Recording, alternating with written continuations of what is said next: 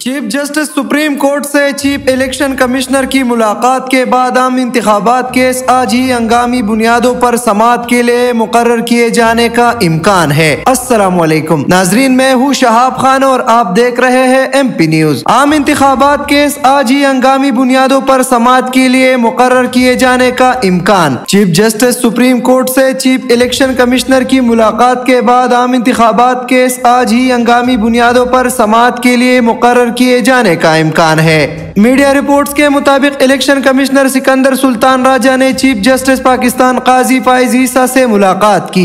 इस दौरान जस्टिस तारिक और जस्टिस इजाजुल हसन भी मौजूद रहे। बताया गया है कि मज़कूरा इजलास के बाद आम इंतखाबात से मुतालिक केस किसी भी वक्त अदालत लगाए जाने का इम्कान है। बहुत शुक्रिया। मजीद खबरों और अपडेट्स के लिए देखते रहिए MP न्यूज।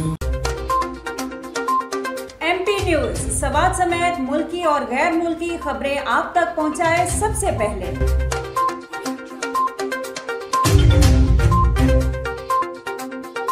दिन भर की ताज़ा तरीन खबरें हो या अवामी मसाइल हो, MP न्यूज की स्क्रीन पर सबसे पहले। सियासी मैदान हो या हो खेल का मैदान, हम पहुंचाएंगे सबसे पहले खबर MP न्यूज पर। अब आपकी आवाज बनेगा MP न्यूज सबसे पहले। तो अभी Facebook पर और YouTube पर सब्सक्राइब कीजिए MP न्यूज को।